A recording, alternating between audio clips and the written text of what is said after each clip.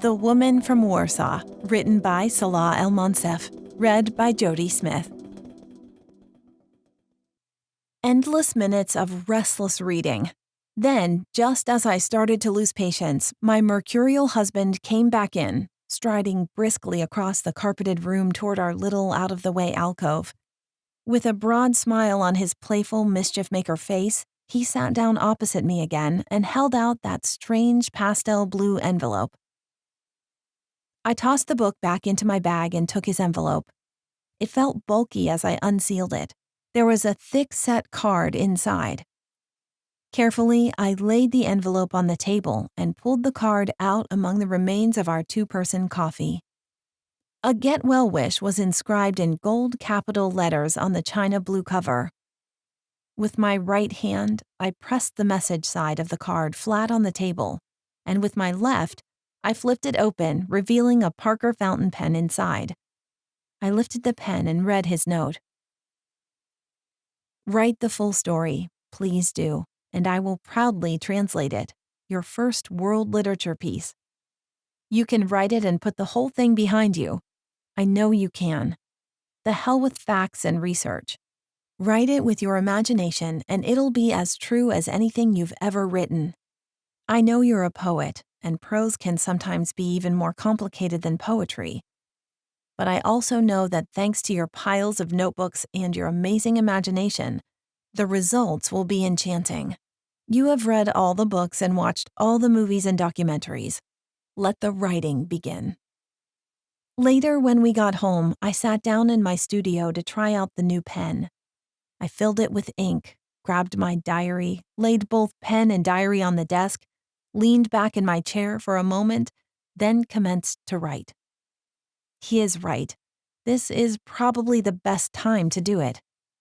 It's 1976, and the summer will be brimming with beautiful signs and symbols for millions of us. Basil's work is going very well in the Comp Lit department. He's writing a great book, and his colleagues love us.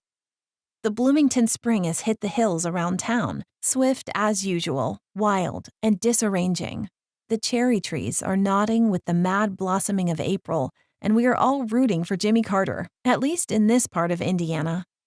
The future looks bright and beautiful. There is no better time than now to talk about the past, that other spring, and the roiling years that led up to it. The Duce's Visit. It was first brought into my young and precocious consciousness through our teacher's hyperbolic accounts at Scuola Elementare Emilia Giovanni Gentile.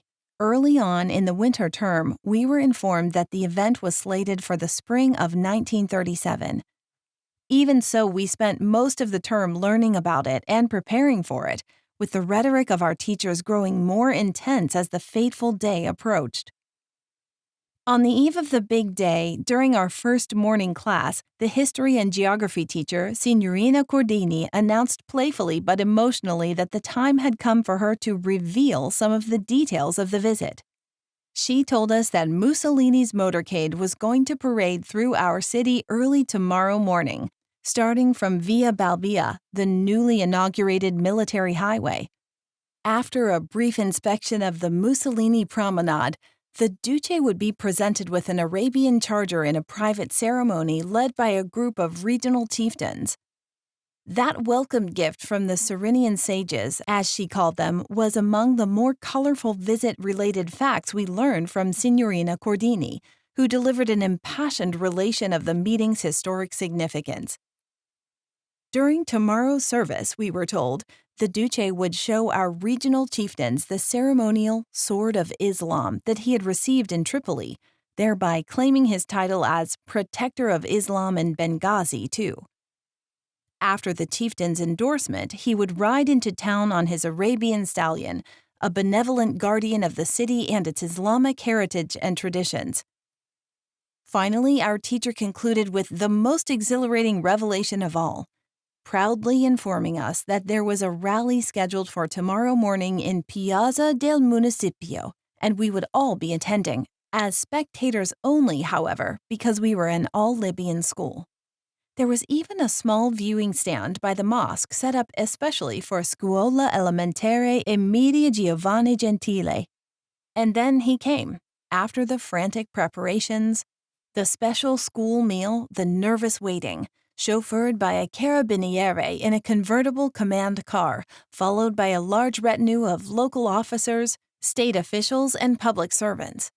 The Duce left them all at the gate of our school and entered the court alone, followed by his secretary and the carabiniere, who remained discreetly behind in the dimness of the archway. Not counting the officer, the Duce was the only man in Scuola Elementare e Media Giovanni Gentile, the first man ever to set foot in our establishment during school hours. Signora Taramelli and another horrid woman in a similar fasci femminile uniform stood at attention by one of the inner columns of the archway, with our teachers lined up close behind them, followed by the nurse, the groundskeeper, and the cook. As for the pupils, we stood in the middle of the schoolyard arrayed like troops, with my sister and me positioned distinctly apart in the foreground, next to a side table atop which a box was set. Keeping her eyes on the archway, Zainab stood just a few steps ahead of me with the card in her hand, her Andalusian back straight and slender and proud, her night black ponytail glistening against the Italian shirt like a tassel of silk thread. Signora Taramelli exchanged salutes with the Duce and addressed him briefly in words we could not hear. She then pivoted aside and introduced my sister, who, in our principal's words, had written a short welcome speech for our Duce. Zainab snapped to attention like a soldier as Mussolini took a few oblique steps in the direction of our schoolmates, his black riding boots clicking against the cobblestones with a crisp, metallic echo, the unnatural dead stillness of a recess yard thronged with a platoon of perfectly lined up, utterly petrified pupils. His complexion was altered by a ruddiness that looked like a flush of latent rage. That was the first thing you noticed about him, along with the fixed expression caused by his chronic frown and the sag of his cheeks, a sad combination between a sulk crossed with a disgusted wince, the skin of his face drooping on either side of his mouth.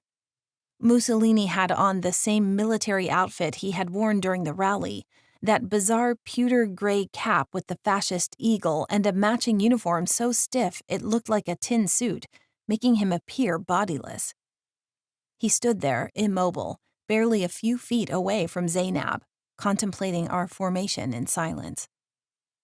Finally, he turned to look at my sister, and his face shifted into an incomprehensible expression, a discordant cross between a sour grimace and a smirk, as if he were unsuccessfully trying to pull off a buffoonish face for Zainab's amusement as she stood before him straight as a spear.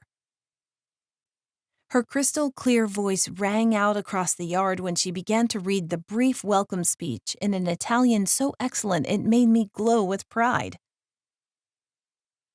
And yet, to this day, I still cannot recall one single word from that speech. Not that I was frightened.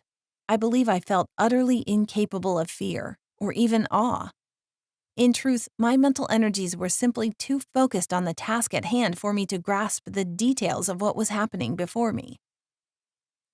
I lived the event as pure feeling, and the feeling I have retained from that moment is that of deep, warm pride at Zainab's stunning achievement. That achievement had apparently worked its way swiftly into the heart of the semi-clownish tyrant who looked so stiff and flushed, as if straitjacketed in his otherworldly uniform. He raised his eyebrows, popped his eyes wide, and gave my sister a deep nod of respectful admiration. "Brava, brava," he said emphatically as he drew near her. Then he took the few stiff metallic steps that brought him before me and Signora Taramelli, who was now standing next to me, humbly asking him to accept this modest gift from Scuola Elementare e Media Giovanni Gentile. Before he even turned to face me, I grasped the inlaid box and stepped forward, holding it out on the flat of my palms as if offering a tray. "Grazie," he said as he took it from me. "Come ti chiami, piccolina?" "Mi chiamo Miriam Khaldun," I replied, remembering that he did not bother to retain my sister's name and assuming he would not use mine when thanking me. I assumed wrong, though, and was surprised when he repeated my name in Italian. "Brava, Miriam, brava," he said as he opened the box and contemplated the gift proffered in the name of our school. The embroidered, butter-soft black slippers glistened with a dull sheen like two horns of onyx placed side by side on the burgundy velvet lining of the box. The mystical forms of Berber embroidery glowed in gold thread like incomprehensible talismanic formulas. I flew up the outside stairs and flopped down on the cement landing at the top of the staircase, where the bay stretched before me like an abyss, lying flat as if on the floor of a cherry picker, confined only by the wrought iron railing. The brisk air rasped at my face, sharp as alcohol in my nostrils and rich with the briny scent of the sea. Nightgown or no, I was shrouded completely, my bachnauge fastened snugly from head to toe, a protective cocoon against the night's chill and the chaos unfolding above. I pressed my chin hard against the cement platform, the grit biting into my skin like sandpaper. Below me the city slept, its citizens cowered in their beds, paralyzed by fear or drifting uneasily through their dreams. Who knew? Who cared to? Everything was here, in this improvised area where I felt strangely untethered from their slumbering helplessness. Up here, I was alive in a way I had never known before. With the bachnauge cocooning me, I lay as low as I could, chin pressed against the icy platform. My heart hammered away, not with dread, but with something far more exhilarating, a soaring, pulsing thrill that coursed through every fiber of my being. The night above me had been transfigured, alive and ablaze with these shimmering amber lanterns descending. The bay below was a storm-tossed tableau of rage and revenge. At the point where the sky and the sea met, the horizon was streaked with swaths of electric white incandescence, swinging frantically back and forth like the neon blades of titans. Those searchlights darted madly across the heavens, beams slicing through smoke and mist as if trying to carve the RAF planes out of the sky. The anti-aircraft guns barked uselessly from the harbor, the bridges, the bunkers, their stippled lines of firepower a futile attempt to catch the elusive shadows above, the greatest airmen who had ever lived. Each flash bomb that ignited the heavens felt like a revelation. On and off, on and off. The bursts punctuated the darkness with a searing brilliance, leaving after images burned into my vision, throbbing like figures in a shadow theater. The planes danced through the chaos, nimble and defiant, taunting the fascist soldiers below. I watched it all, supine and rapt, as though the sky had become a vast stage in a fevered dream, this furious ballet of the heavens, choreographed for my eyes alone. And in a way, it felt as though it was. The spectacle unfolded above me like a secret offered only to those who dared to ride their fear. My heart raced, not with panic, but with a joy so sharp it felt sacred.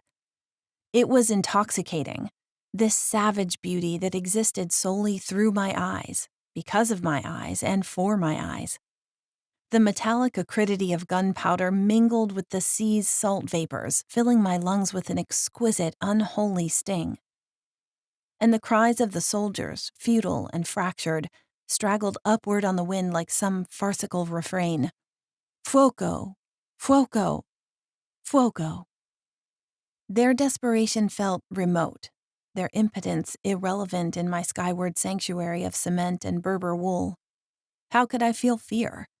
Something wild and untamed had awoken within me, something that understood this night for what it truly was, a revelation. I pressed myself closer to the platform, my arms cradled beneath the bachnauge, my chest tight with the intensity of it all. My breaths came in rapid bursts, each one charging with a force I couldn't name. What was this feeling, this uncontainable energy surging through me, forging me into something steely and indomitable? It was as though some long, dormant part of me had been summoned by the fire and the fury, drawn irresistibly to the sheer ferocity of the moment. The flashes in the sky were no longer mere bursts of light, they were heartbeats, the rhythmic pulse of some immense, terrifying force emanating from deep within. I didn't understand it, not then, but I lived it just the same, and as the night unfolded, I began to sense that this was more than spectacle. It was a calling.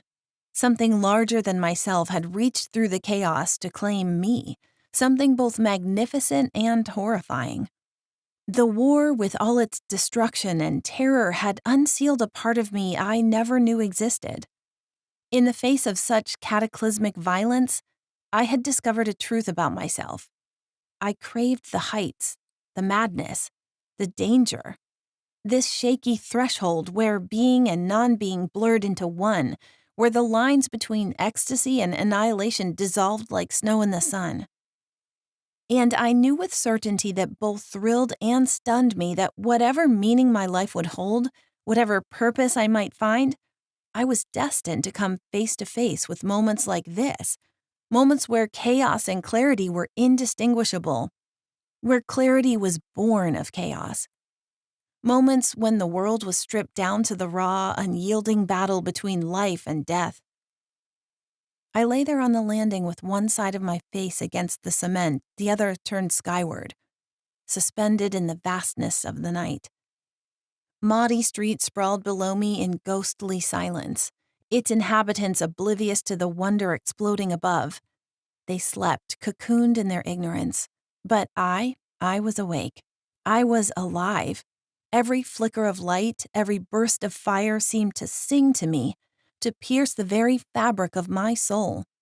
The cold cement was nothing. The damp sea air was nothing. My new steely self rose above it all. The city around me, the world as I had known it, fell away, irretrievably severed from the person I was becoming. What remained was the night, this fire, this symphony of violence.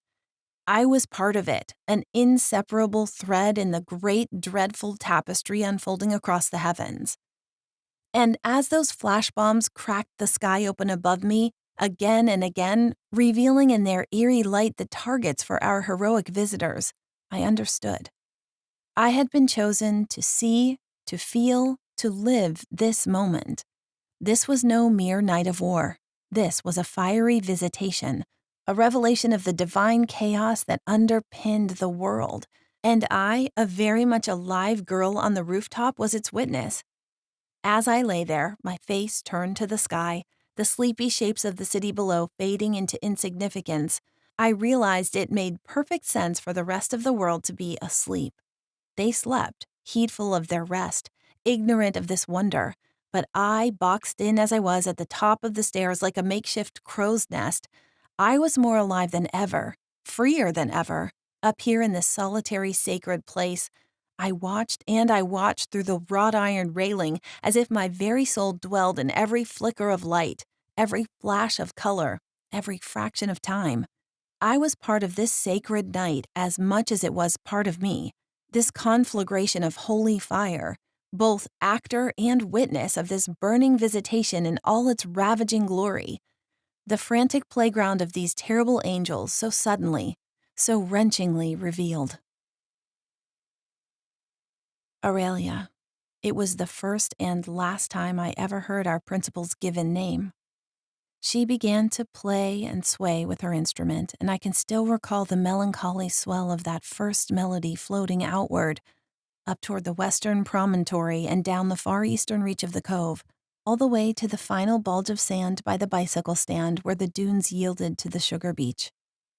The omega disk of the cove stirred and wrinkled with the first murmurs of the Ghibli. Cat's paws glinted like crinkled tin. We were all up here now, swaying in the musical transport, the horseshoe beach below appearing pristine and untouched, as if we had never been there, running, dodging, screaming.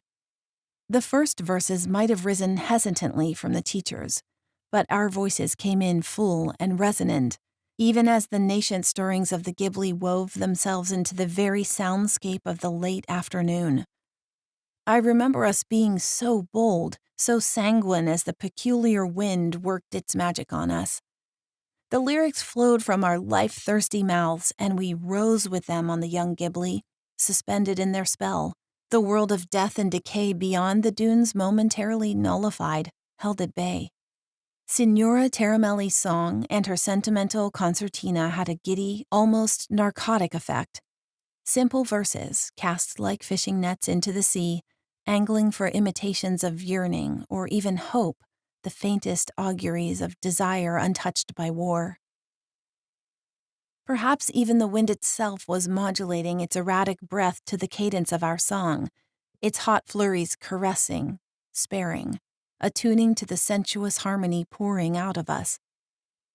In that moment, in that first lift of song, it felt as if all of us were singing as one woman, drawn by one breath, impelled by one deep interior force, and it seemed just barely possible then and there to reclaim something nameless but precious in ourselves, something the act of communal singing helped summon and hold, however briefly, against the many indignities and soul-crushings of these men's endless wars.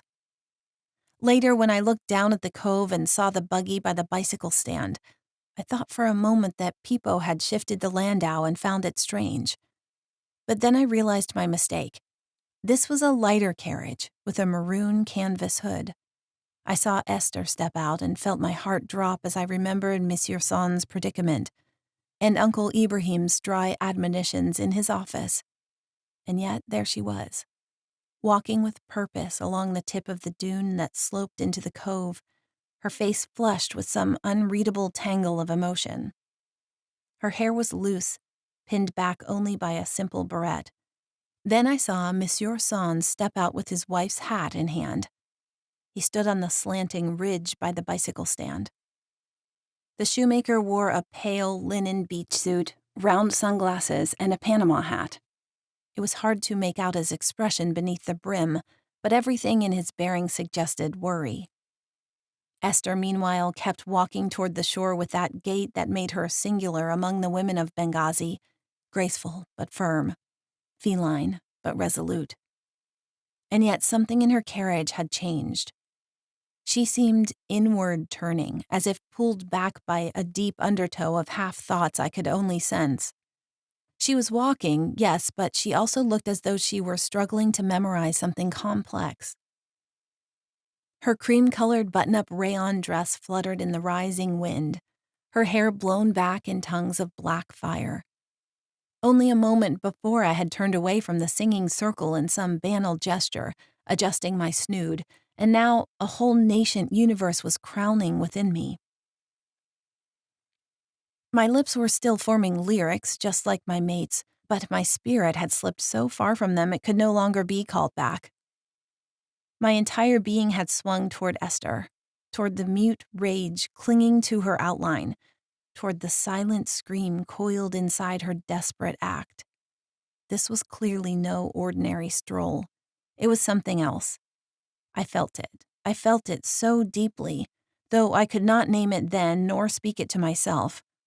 I was so helpless in that moment, unable to know, to name, to hold, and the memory of that helplessness still shatters my heart as I write these words.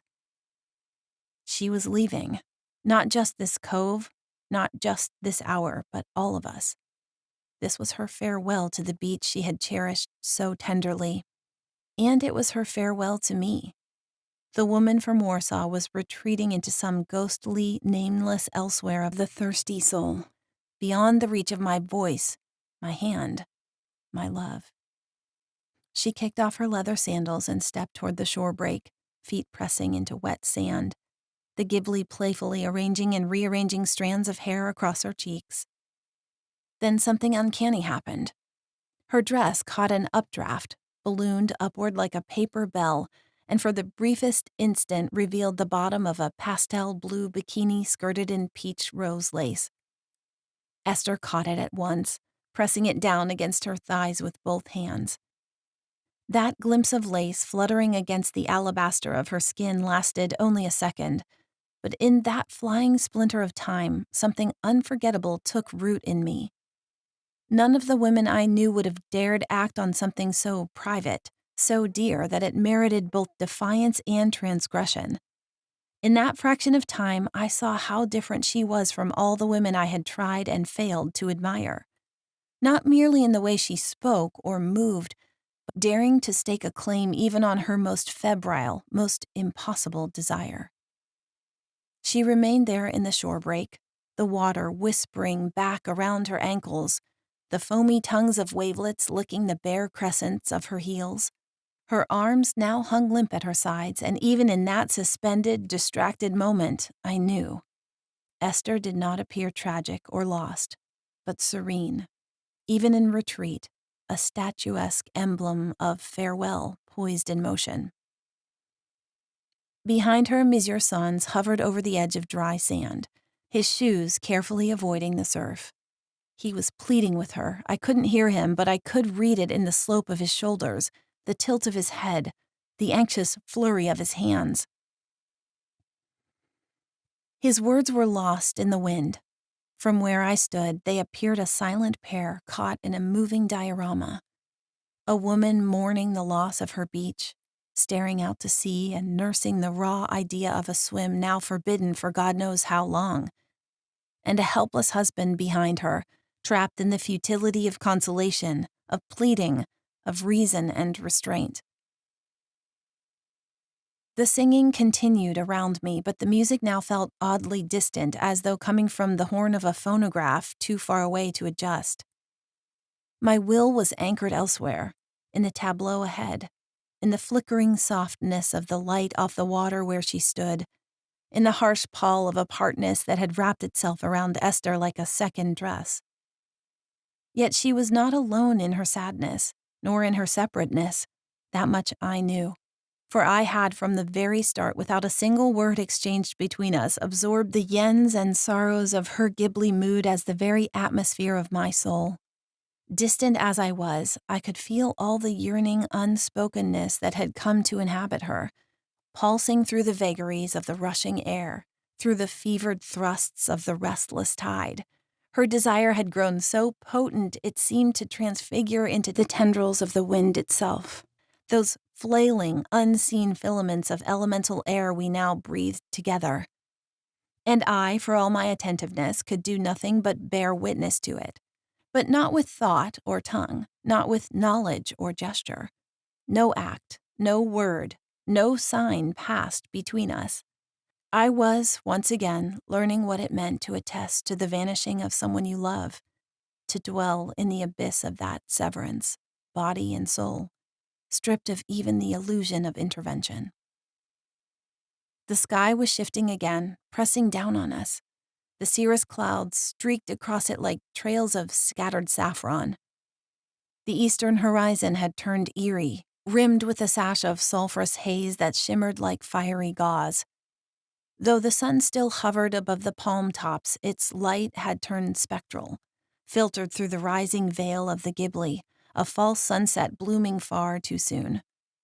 The pale peach haze of the late afternoon had curdled into a lurid lavender gloom, the sun a disk of hammered brass behind the shroud of suspended dust. And the wind, it too had changed character. What had once been a sultry dance had turned into a ransacking. It moved with the force of a thought unsaid, or a howl of rage swallowed back.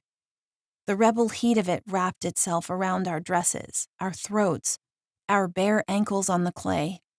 It stirred everything, from the reeds and the circling gulls to the soft abrasion of pink dust between our toes. It had once been a breeze. Now it was an instant voice rumbling in our ears, the call of the primal force that had driven Esther here in the first place.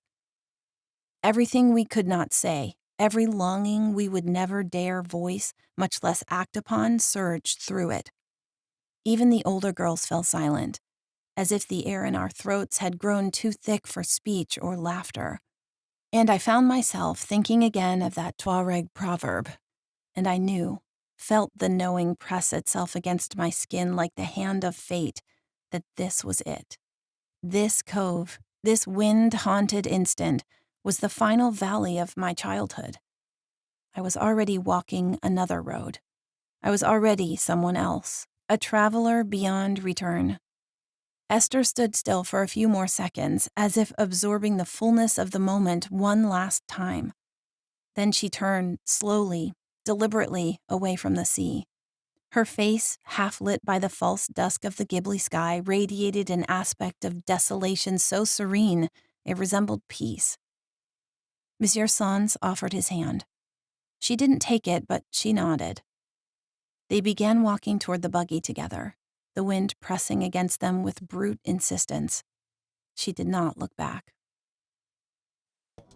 You have been listening to excerpts from The Woman from Warsaw, written by Salah el Moncef and read by Jody Smith.